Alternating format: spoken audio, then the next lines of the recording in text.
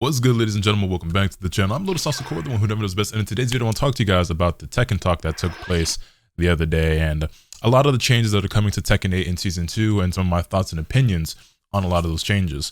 I do want to apologize first though, because I said that I would have this video up either that same night or the next day, and to be completely honest, I really needed some extra time to kind of think things over and gather my thoughts and compose myself and jot down a bunch of extra notes on top of the ones that I already did in order to make this video, because I just was not mentally prepared to make it. Not only because we got a lot of information, but also because some of the things in here I don't agree with. Some things are cool, interesting, but we're going to talk about it. I'll go over a lot of the changes and the information that we got, and then I'll probably end with some closing remarks at the very end. So with that being said, let's jump straight into it. First things first, they started off as usual with talking about a bunch of merchandise, including like some figures and everything like that, some stuff that'll be available at the Tekken shop in Evo Japan, and some other things as well. There's also the Tekken fandom campaign, which is introducing a bunch of character panels as fan art, which is pretty cool. As you can see, we are actually getting Eddie, King, Leroy, Steve, Azucena, Claudio, Heihachi, Jin, and Lily as all new character portraits, which is really cool. I've been collecting these myself. I did miss a few. I don't really understand why these couldn't just all be added at once, but you know, I'll take it nevertheless, even though they are rolling these out like they're just DLC characters, but whatever. And shout out to all the incredible artists who have been working on these things. There's also this Atelier Yumiya collaboration that's happening, which is going to bring some free items to Tekken 8. Also, Tekken 8 is becoming a part of the Esports World Cup once again. Shout out to EWC. This was an incredibly exciting event and one of the best, not only events of the year, but just one of the best Tekken events ever, in my opinion, with some crazy matches that I unfortunately didn't get to watch live last year, but hopefully this year I get to watch it live. Then also there's some updates to the Tekken World Tour. All nationalities and countries are now allowed to register for the tour. There will be some restrictions on the actual finals themselves. Apparently this is out of the hands of Bandai Namco. It's not really up to them, just restrictions with regards to certain nations and countries and governments and things of that nature. And also it's worth noting that Bandai Japan does not actually run these events. It's actually handled by Bandai NA and Bandai EU because of laws in place about being able to send money to certain countries and everything like that. So it's cool. We might see some regions pop up who don't normally get to participate in the World Tour. Unfortunately though, if any of those players are good enough to qualify for the finals, they won't actually be able to participate. That could be a whole can of worms in and of itself if it ever gets to that point, but it is what it is. Obviously the tour is going to start off with Evo Japan in May, ends with Tiger Uppercut in November, and then the finals will take place in early 2026. And also there's a new rules in terms of coaching in the bracket. So each tournament can now establish its own rules, and you're able to enforce it at your own discretion. But if you don't, then the rule set for coaching is you get once per match, only after you've lost a set, and you only get to have one coach for 1 minute. Also, when it comes to the bracket, all top 4 matches will now be best of 5. Loser semifinal will be first of 3. Same thing. I've seen players campaign for all of top 8 being best of 5. I wouldn't be mad at that myself, especially as a spectator, but I understand that it's not necessarily feasible all the time, and certain events have restrictions when it comes to, you know, time slots and everything like that. And then also some new tournament settings, the ability to turn VSync off on consoles, and then we get into the actual meat and potatoes of the new season. So let's talk about it. So they actually gave us a pretty detailed explanation and breakdown of Anne in this video. I'm not going to be covering her in my video right here. I might do a separate video talking about her. But one of the new changes coming to the game is that when you're actually in training mode, you now get access to the grid stage. This is done by holding up and the touchpad, and you can now access this. You can also just go into the training settings and select it. I don't think it's playable as a stage itself, like online or even offline, but you now access it in training mode, whatever that's worth, I guess, if nothing else, just for having the grid on the floor and being able to see certain ranges and everything like that. Also, if we jump back just a little bit, something I don't think they showed us intentionally, but you'll notice if you're a keen-eyed individual or if you play Huarong, that his right flamingo stance 4 is now actually safe on block. They show it right there. Boom. That move used to be punishable. It's now -9. Welcome change as a Huarong player, so slight little buff for Huo. But don't you worry your pretty little heads, because there's some other changes coming. Also, a couple of extra training mode buffs. They did enhance or increase the amount of punishment options that the CPU has when you're in training mode. That is welcome as well for all the lab rats and lab monsters out there. And then we get into one of the first big system changes for the game. So what they're about to demonstrate here, as you will see, is Huarong does a key charge, and then he's going to do down back 4. And normally, when you key charge in this game, the next hit that your character does is a counter hit. Now, while you're in this active counter hit state, you can't block, but the trade-off is that you get a counter hit. So this allowed for a lot of characters to do really creative and interesting setups and everything like that.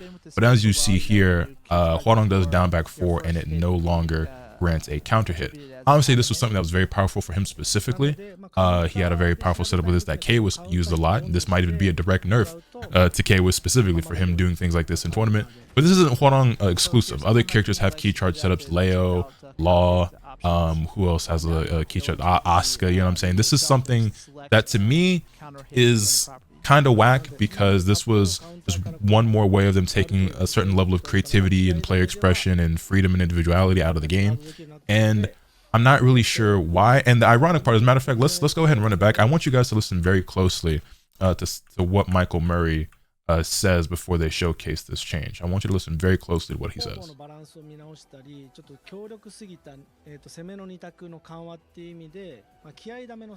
Somewhere around here. And to alleviate some of the 50-50 mix-ups that were a bit overbearing, we changed the spec of the... In order to alleviate some of the 50-50 mix-ups that were a bit overbearing. My video's a bit late, so you guys are probably well aware of a lot of the changes and things that are coming to the game, right? You probably already have your own thoughts and opinions formed on this matter, but that's very ironic considering how the rest of this Tekken talk went after this. So, yeah, very interesting. I don't like that they tend to make these sweeping changes to the game whenever they find something wrong with a character in specific, as opposed to just nerfing that character. We've seen this multiple times back in Tekken 7, and you've probably heard other players and creators talk about this. Akuma had like this like jump over tech that they basically wanted to get rid of in the game, but instead of like removing Akuma's ability to do it specifically, they just removed the ability to do it altogether, just because Akuma's was overpowered and broken, and every other character was no longer able to do any steps that they had that were like that. But Akuma, being the game-defying character that he was, still managed to find a way to do these jump over setups. So they made a game-wide change that to affect a single character, and that one character wasn't actually affected at all. Now, likewise, they did something very similar when it came to Deviljin and how he interacted with some of the stage mechanics. They made some system changes, and it's just like, why would you do that instead of just changing the thing for this one character, like that move or that tool? And then here we are again. They're using it with Huarong, probably for a reason, with intent. And it's like, okay, well, if you felt there was an issue with his setup specifically because Chaos was doing it in tournament, or maybe this really is something they just thought was a problem across characters all over the board. But I don't agree with it. Many players didn't. It was even trending on Twitter. Everybody's reactions to them changing this, because it's just like, why?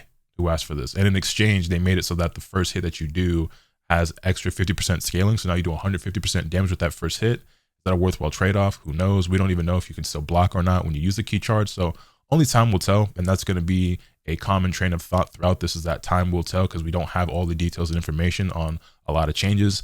Even though this stream went on for 2.5 hours, there's a lot of things that they didn't showcase, because remember before they said there were about 1,500 lines of changes, and obviously we didn't cram probably even a quarter of that into this one stream. So bear in mind that Season 2 hasn't arrived just yet, so there's a lot that we haven't seen. The next thing that they showed us is that there's actually been an adjustment made to off-axis combos. So as you see there, June's slightly sidestepping so that she's not directly in line with Jin, does her launcher, and they now automatically like recalibrate and readjust that you get a proper combo. They did go on to say that this is not going to be something that affects you when you're very far off axis. So what's the exact amount of off axis? We don't have like an exact way of like framing it, I guess, but basically if you're like much further than she is right now, or nearly toward their back, it's not going to automatically like adjust for you. But if you're just a little bit off, it will kind of recalibrate and make that adjustment for you, so that combos drop a lot less.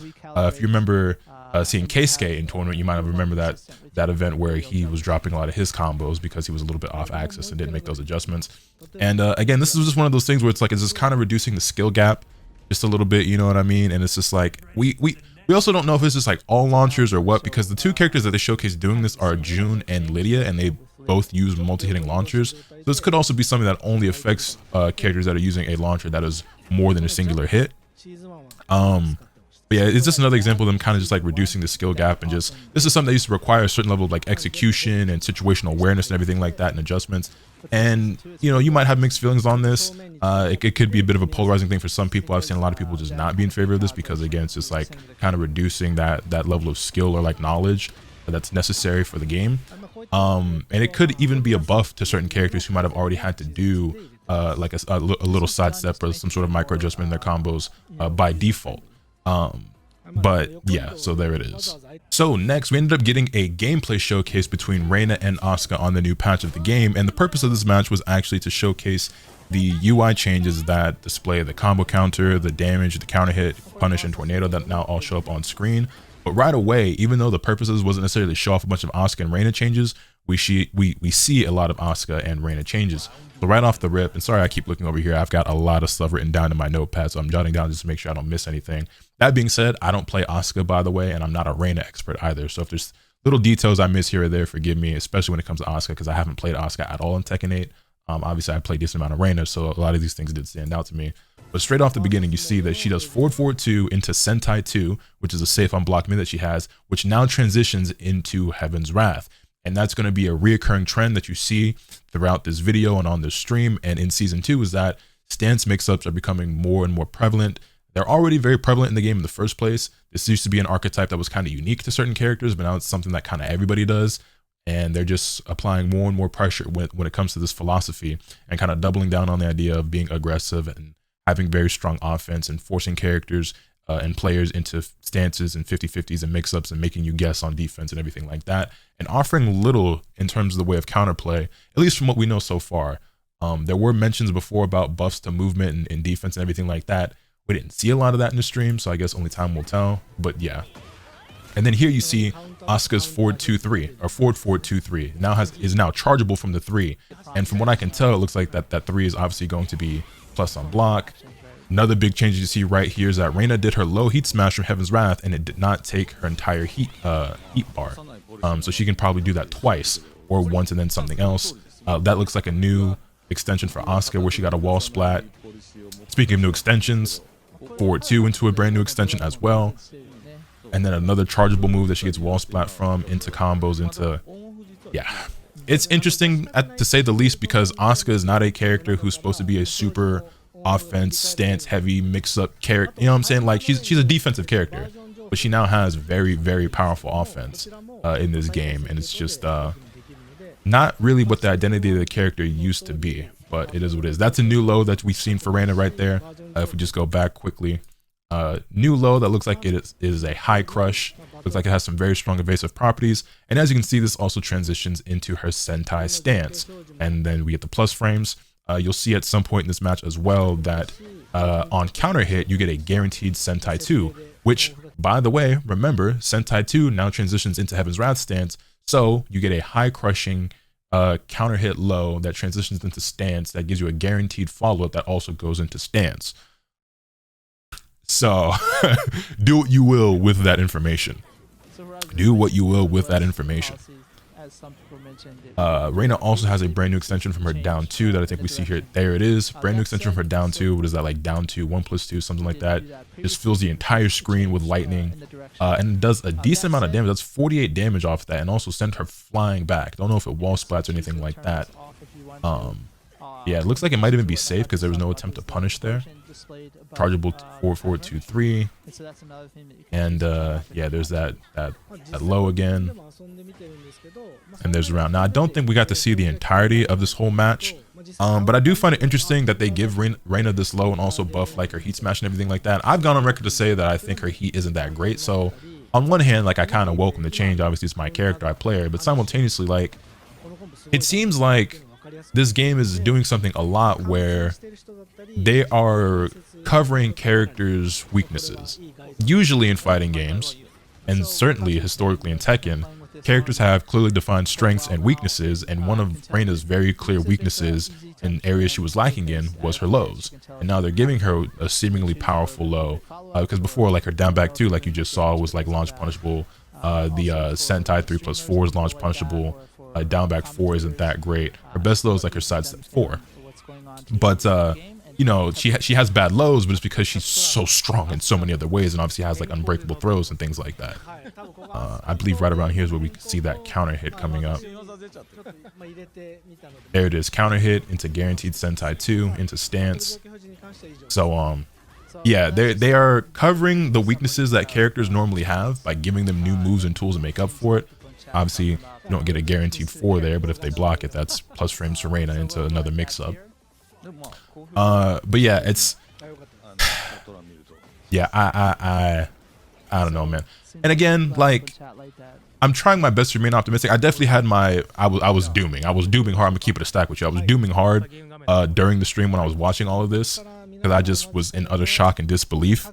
But we gotta remain open-minded if this is a game that we want to continue to support and enjoy. And at the end of the day, you don't have to, right? Maybe the game is or isn't for you. But after I thought it over and had time to reflect and think and everything like that and calm myself down, I decided that the very least I can do is wait for the season to actually, you know, release, go through the notes for myself, continue to play the game for myself, which I was always going to do anyway, and see how I feel about it, you know. And if I don't like it, then I move on. And if I do like it, well, no harm, no foul, we continue to play. Next, they get into some character-specific stuff and actually showcase changes that they made to some characters. And the first character that they actually get us to is Azucena.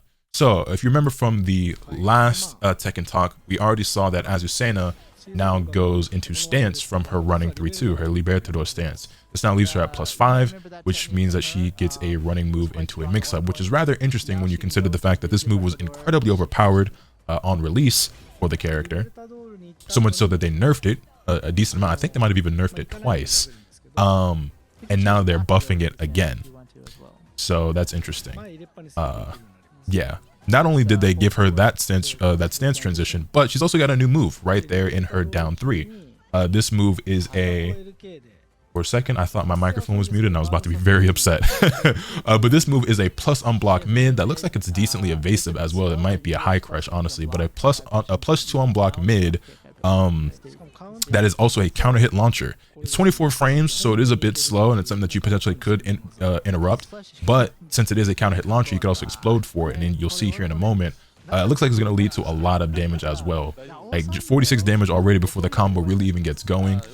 So this is something that's going to be probably pretty devastating to get hit by. You see they start to get a combo here, and already we're up to 66 damage. Like, not optimal, you know what I'm saying? Just not even finishing the combo, not using heat, anything like that. So you're gonna bleed a lot for getting hit by that. Not only that though, they also made a change to her down 1, if I can find exactly where that was at. But her down 1 has also been buffed. Here we go. Her down 1 has also been buffed. This move is now +4, where it used to be, it's +7 on hit, and now it's +4 on block.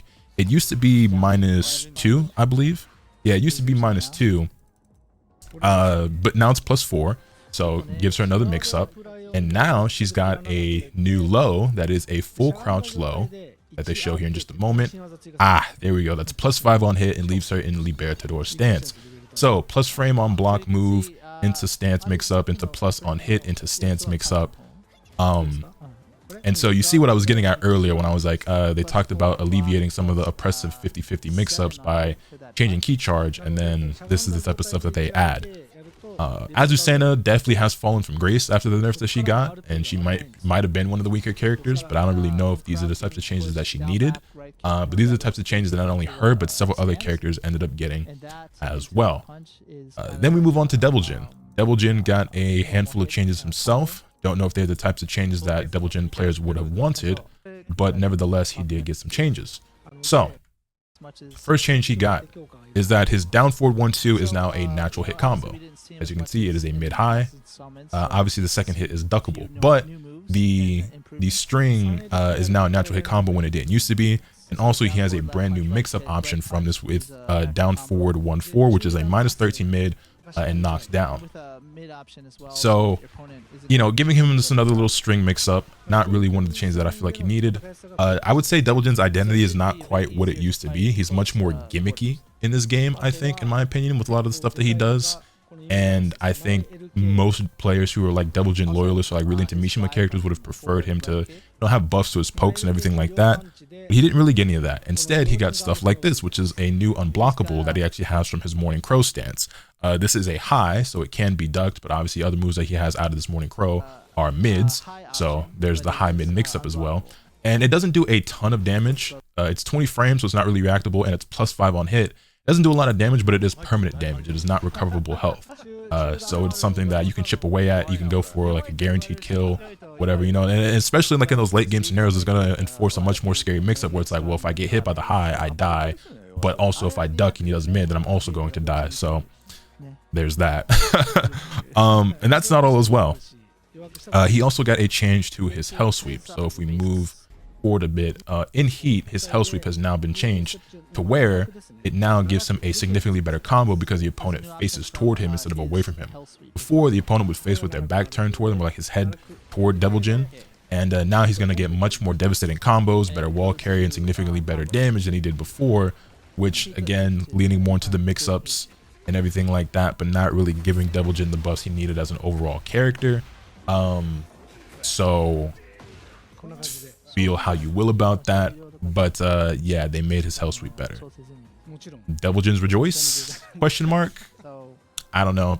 You tell me. Then next up we have Jun Kazama, who has a brand new install, as you'll see, as noted by this icon up here. And this install goes up to 100 stacks. And we're getting a lot of characters with installs now in Tekken 8. We have obviously Brian, Asuka, Eddie, Zafina got one that you'll see here in just a moment. Jun has one now. Kazuya, like transferring to the Devils and install in and of itself, if I didn't say that already. And we don't even know if any other characters got them that we just didn't see like in this stream. There could be more characters that get it, but lots of stances, mix-ups, and installs. I don't know why installs are becoming such a trend, but they are. But yes, you get up to 100 stacks with this, and the more stacks you get, the more damage she does. And also another big change that she got, I believe they show it here in just a moment, her heat smash, or maybe I already missed it. Her low heat smash no longer, yeah, there you go, doesn't take up all of her heat anymore. Very similar to Reina, she can now do this at least twice, or only twice, but she can now do this more than once without depleting her entire heat gauge. So again, leaning into her mix-ups, whereas Jun is normally supposed to be more of like a poking character and everything like that, more neutral focused, defensive oriented more than anything, and you know, leading into that ideology of more mix-ups. And speaking of mix-ups, she now has this move. Well, she already had this move, but now her running 1+2 now is +9 into stance. If you hold forward, it's +9 into stance, and again into mix-ups. +6 homing mid as well. So duck if you dare, and if you stand up, well, hold this +6. So yeah, there's that. That's Jun. That's Jun. Next up, let's jump over into Zafina, because Zafina got some interesting to say the least changes as well. So if we jump forward to about here, you'll see that Zafina now has a brand new move in her back 1+2. Back 1+2, as they're about to show here momentarily, is a long range safe homing mid that does a lot of chip, but it also damages herself. But you'll notice that all this damage that she does herself is also recoverable. It's all gray life. But yeah, this move is safe at only -6, has a decent amount of pushback. It's mid, crazy long range, tons of chip. This adds up very quickly, as you can see. Yeah, it's a pretty nutty move in my opinion. And obviously with being able with the life that she loses. Sorry, I'm Porky Pig all of a sudden, which is funny. I just saw the Looney Tunes movie in theaters. I enjoyed it quite a lot. But with the life being recoverable, I mean, you hit a heat engager or, you know, anything, or just start attacking, you're going to recover that health back. And she may or may not have a new way of recovering more health. So there is that. Also, when it comes to her down forward 1, as showcased right there, this has gone from 14 frames to 13 frames. And it also used to be -14, but as you can see, it's now -9. So it went from being punishable to being safe. It went from being decently punishable, nearly launch punishable, to being completely and totally safe. And speaking of being safe, as mentioned earlier, she now has this install, as noted by this little orb icon up here. And this orb now gives her access to basically more plus frames, or rather more frames on her moves. So a lot of moves become safer. She gets these extra extensions. Insane. Yes, but it gives her more frames on her moves. So certain moves become safe, certain moves become more plus. Noteworthy. There was one string I wanted to jot down, but I guess I forgot to mention it. But one change in particular that I made sure to note down is that her power crush now becomes safe with this extension thanks to her install. So if we just jump forward here a little bit, I remember that they do show it. So right about here, there you go. Power crush into this little explosion. It is safe at -9. Power crush was punishable before. Now it's -9 with that install. I'm gonna be honest, I'm a big believer in that, you know, certain things in life and in fighting games should just come with risk. And I believe that a lot of games today, including Tekken 8, give a lot of reward with very little risk involved. And I think we're just trending more and more in that direction where we're getting very high reward, very low risk options, especially on offense, obviously. We're gonna get into King, and this is where things start getting really crazy. Like if this wasn't already crazy enough for you, well, man, it started off very promising. It started off very promising because as you'll see here, he actually got a nerf to his muscle armor. This is a move that I think we all rejoiced. If you're not a King player, I think everyone was very excited when we saw this get nerfed. It has more recovery, which was probably pretty needed because it was very overtuned in my opinion. I think this was one of the dumbest moves in the game and one of King's most powerful tools in his entire kit. And even some King players would tell you that this move is stupid. I specifically remember Little Majin saying that the move was way too strong. But it has more recovery, and also the damage scaling has changed. So it's gone from scaling damage to 50% to where he now takes 100% of the damage. But we take one step forward and 2 steps back as we get into a brand new string that he has that is just truly par for the course at this point. As you'll see if we jump forward here, he has this string which is 322 that you can also charge and go into stance at +9. So he goes into Jaguar Sprint. This also knocks down on hit. The second hit is a natural combo with the third hit, and it just leads into a 50-50 now. So King, a grappler character, is now getting multiple access points to stance mix-ups. King, the wrestling character, is now a stance 50-50 character. While standing 2-2 now also goes into Jaguar Sprint for a stance mix-up. So that's pretty cool.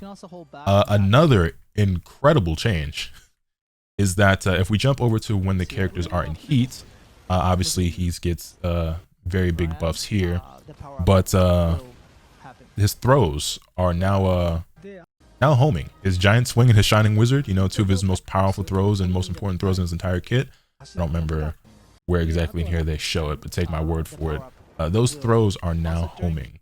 So that's interesting. But that's not all. That's not all. It gets better. It gets better. There you go. There you go. You see. You can see the green. There you go. The green swipes on the hands. That means that those throws are now homing. So there you go. Also, this is interesting. This throw that wall splats you, or not wall splats you, but you know, slams you into the wall, now also transitions into Jaguar Sprint for another mix-up. That could potentially wall splat you and delete your health bar. But that's not all. That's not all. It gets even crazier if you can believe it. It gets even crazier if you can believe it. Check this out. Not that. Not that. Where? Go ahead. Show it to me. Show it to me. Yeah, they set the CPU to throw break, and take a look at this. Upon a successful throw break, Jin takes chip damage. You will now be taking chip damage when breaking a throw while the opponent who throws you is in heat. Guess we're playing Mortal Kombat now, so that's interesting. Taking chip damage for playing good defense. Remember when they said they were reducing the chip damage, by the way, and strengthening the defense in this patch, and then they showcased us a bunch of offensive buffs and more chip damage? Interesting. Interesting. Then we move on to Yoshimitsu. So let me jump forward here a bit. And so with Yoshimitsu, they said that they gave him like less damage and slowed down his health recovery, which I welcome. Yoshimitsu is obviously one of the most powerful characters in the entire game right now. Very, very strong for a multitude of reasons, not the least of which being his Flash. And I'm gonna be honest, Flash getting nerfed, very welcome. I think it's, like, again, one of the absolute dumbest moves in the entire game, and they gave it a lot more recovery, so it's easier to punish if you bait it out or if it whiffs or anything like that. Cool. Is it enough? No, in my opinion. Honestly, this is a slap on the wrist for Yoshimitsu, if you ask me. I think this is an incredibly stupid move that frankly probably shouldn't even exist. I'm gonna just keep it a stack on that, but it is what it is. But yeah, also he gets this now. His up forward 2-2 is now +9 on hit and leaves him in fleece stance, so they'll show that here in just a moment. Yeah, so more strings into stance mix-ups. He's had a few Par for the course at this point. More casino offense. Hope you guys like gambling. Yeah, +9 into flea stance for another mix-up. One step forward, 2 steps back. I don't know, you tell me. I will say though, one thing that they did note was that they took notice of and acknowledged the fact that a lot of us were worried about his samurai cutter, the unblockable low. And obviously, as we all know, heat engagers leave you very plus, and in season 2 you'll be able to do a heat engager into full crouch. Well, his unblockable is full crouch, but they said that this move will not be bufferable, so it's not going to be as deadly as we presume that it might be based off the season 2 changes with heat engagers. That being said, will that really translate? Because I mean, if you're a good enough Yoshimitsu player, will the full crouch changes still allow you to be a little bit better and a little bit faster with it than you were previously in season 1? Maybe. Time will tell. I guess we'll see. And again, we're just playing the waiting game, but there's a lot of things where we're just gonna have to wait and see, because we don't obviously know all the counterplay to a lot of these moves and a lot of these mix-ups and strings and everything like that. But oftentimes when it comes to these, like when you're +5 and +9 and things like that, +6, the counterplay is, yes, it's RPS, it's rock paper scissors at that point. And it's not a matter of you know, sidestep and duck here or whatever. It's really just don't be in that situation, otherwise you have to guess. So there is that. And then last but certainly not least, we have Jin with a bunch of changes. So let's get somewhere around here. So first things first, Jin gets a couple of nerfs. 214 goes from being -9 to -10. So it is now finally punishable. Very welcome change. This string has been carrying Jin players for a while now, and it is actually punishable. Speaking of getting carried, down 2 is no longer a counter hit launcher, as you can see by the fact that the counter hit is popping up there and Jin is not getting launched. This was a welcome change in my opinion. This move was just way too overtuned, and also his up forward 2 is also going from -9 to being -10 and now being 10 frame punishable on block. These 3 moves right here been carrying Jin players, I'm not gonna lie to you. That being said, I think these are very fair nerfs for Jin. It's not like they like completely neutered the character. It just makes him just a little bit more honest, you know what I mean? But obviously he's not without some buffs. Here you can see we have running 3 into +12 into Zen stance. The dive kick is still plus on block as well at +2. There you go, +2 dive kick, and he got some other changes as well. So if we go forward here, you can see his full crouch down forward 4 is now a counter hit launcher. This move is launch punishable on block, but it used to be 25 frames and now it's 21 frames. So they removed the counter hit launch properties from his down 2, but then they gave it to this move instead for his full crouch mix up. And then this move right here is even crazy as well. You know, I was on stream, right? We're watching the stream, and we're watching the Tekken talk, and a viewer of mine jokingly said, "Man, we might have been watching like the Yoshimitsu or the King part of the stream, right? The Jin stuff, we hadn't seen it yet." And he's like, "They're gonna give Jin a super dash." Hey man, I don't want to alarm anybody, but they gave Jin a super dash. +5 on block, neutral skip mid into mix up. Yeah, it's only accessible in heat. I believe it's only on heat, or it's only while he's in the heat. But yeah, also that's noteworthy. So into mix up, right? One of his mix ups, Hell Sweep. Hell Sweep doesn't stagger. In fact, this is now -14, so it's no longer launch punishable by the majority of characters on the roster. So again, with like taking away a lot of the risk involved with the reward in this game. So yeah, those are the Jin changes that we've seen so far. And I'll be honest, man, the nerfs he got were welcome, but the buffs he got are pretty crazy. I think Jin's still going to be very much a top tier character, but I guess I can't really say that because, yeah, we don't know what other nerfs he may have gotten and what other buffs other characters may have gotten, because he definitely could fall just based on changes other characters got, and we don't even know the full extent of his changes, because the things that they showed in this video aren't necessarily all the changes that these characters got. These are just the highlights that they felt were worth showing or were interesting to show on the stream, but a lot of it was basically, hey, look, here's this nerf. Now check out all these cool new mix-ups we gave these characters. So yeah, that was pretty much the end of the stream at that point. They had some closing remarks and everything like that, talking a bit about season 2 and the release of the pass and everything like that, which, by the way, they did a poll asking, you know, would the Tekken audience and community prefer to have everything revealed all at once, or do we like the waiting game and playing it as a surprise and waiting character to character? I'm pretty sure that poll won or ended with people saying they'd rather see everything at once. But they kind of just kept playing into, oh, you know, some people kind of like it like this, so we might just, you know what I'm saying, keep it like that. They didn't reveal any extra information about the season pass outside of there's going to be a 45th anniversary Pac-Man stage coming in the summer. So yeah, with that, let's get into some of my closing thoughts about this stream and the direction of the game. So first things first, I think it's very important to reiterate and to be aware of the fact that we don't know the full extent of all the changes coming to the game in season 2. There's a lot left to be discovered, a lot that we don't know yet. So we have to reserve our full judgment until we get our hands on it and access the season itself and the patch notes for ourselves. Obviously, we all have eyes. We can all see. I was doom and gloom about a lot of things that I saw here, to keep it a stack.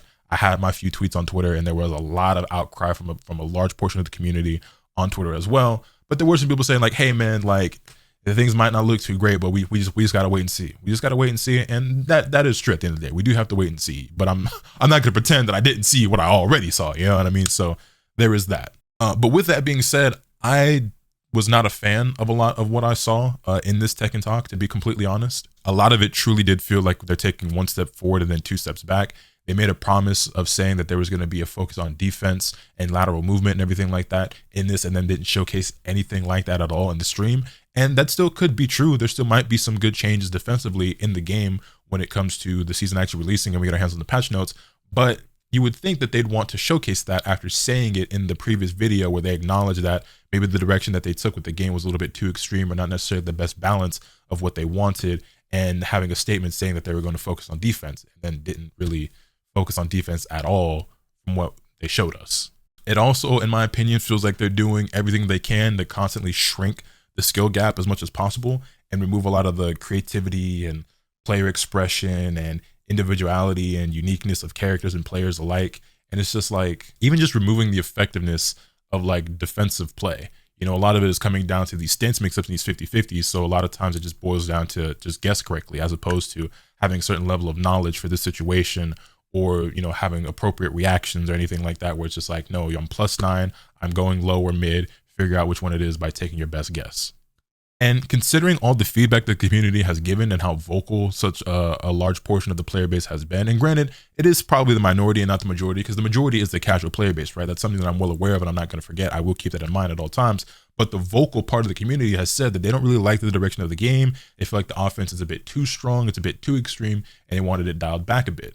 I'm certainly somebody who's of the belief that right now, every character in Tekken 8 is very powerful, because the overall character power of Tekken 8 is very, very high. And what I mean by that is, think about it like this in terms of like a tier list, right? Oftentimes you guys see tier lists where it's like, okay, here's the F tier and here's the S tier, right? But sometimes you see characters where it's like, or you see games where certain players will make a tier list, and it's like the lowest tier like on the game is like B tier or A tier. And this is one of those games where I feel like the lowest tier of characters like B or A tier in the overall spectrum of fighting games, because like the game is just so powerful. Like offense is just so potent and so strong. And there's so much crazy stuff in the game, and it's so over the top that like every character's got some crazy stuff. And sure, relative to each other, some characters are obviously going to be stronger than others. So like, you know, Dragunov is obviously a lot stronger than a character like Lydia right now, right, in season 1. But it doesn't mean that Lydia's just like a terrible fighting game character, like a terrible character, even in the, you know, the scheme of Tekken. She's just not the best. But it feels like they clearly acknowledged a lot of the feedback that people gave them, took note of it, maybe it even acknowledged some fault or some wrongdoing on their part, and then kind of just continued to double down on the philosophy that they already had without really taking a lot of what we said into consideration. It just kind of just feels like a little bit of a slap in the face, if I'm completely honest. And then they did the little thing where it's like, oh, see, remember, guys, muscle armor, flash, down 2. We were listening. We heard you. We were listening.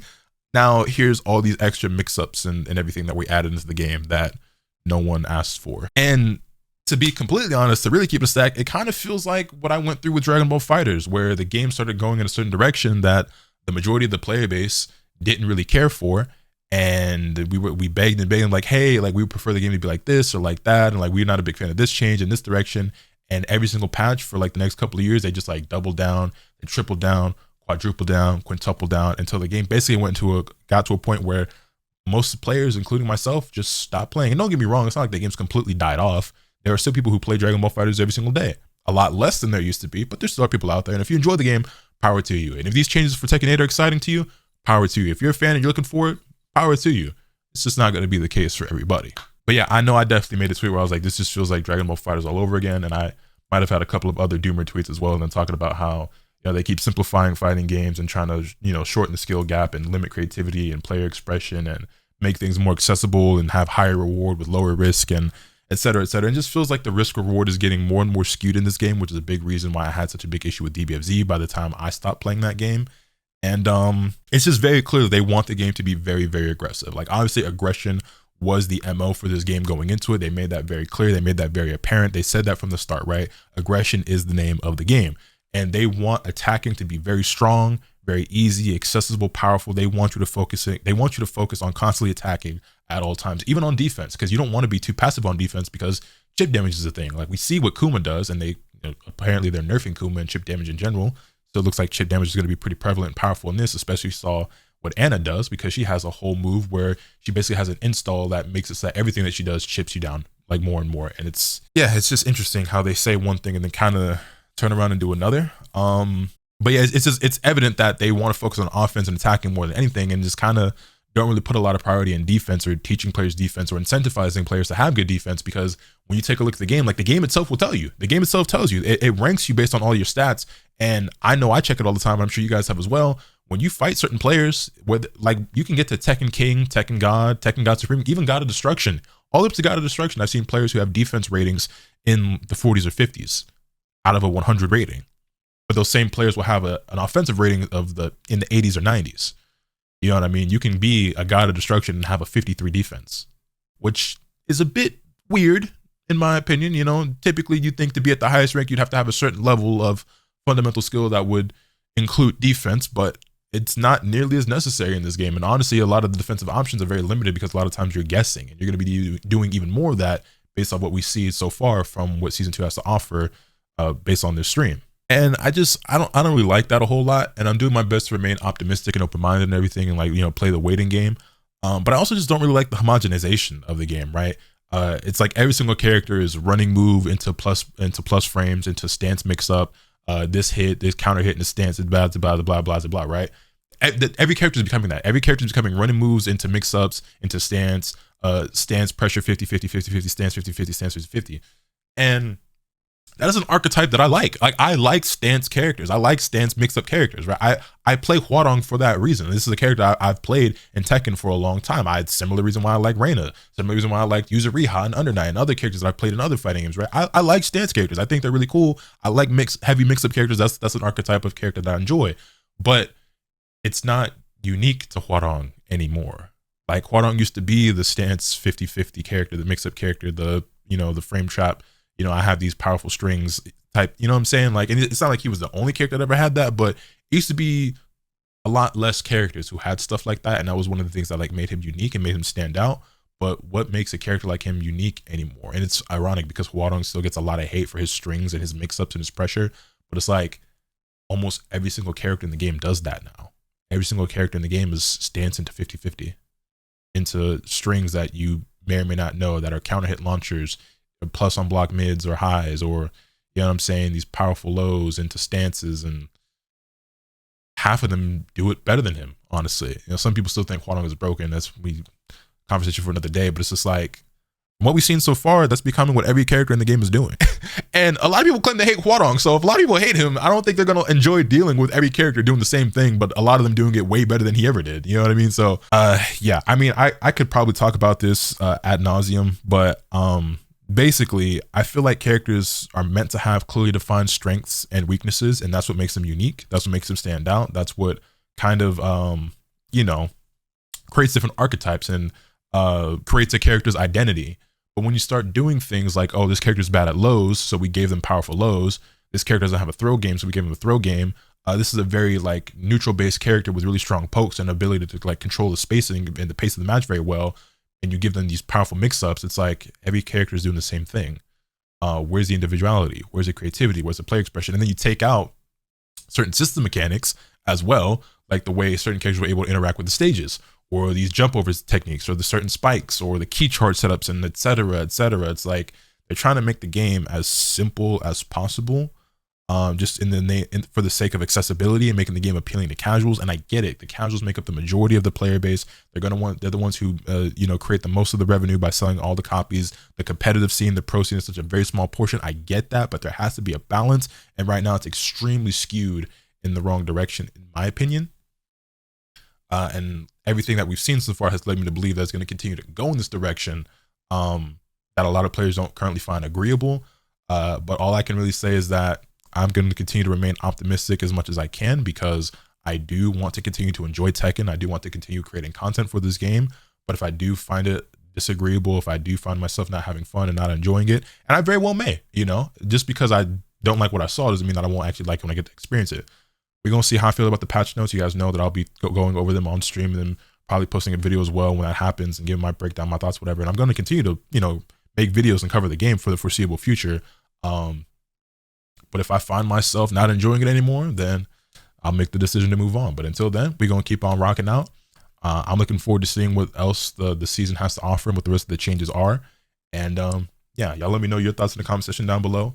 Hit this video with a like if you enjoyed. Subscribe if you haven't already so you can stay tuned for all lots of content I'm bringing you. With all that being said, that's pretty much all I have today. And remember, nothing can happen to you swing the bat. Later.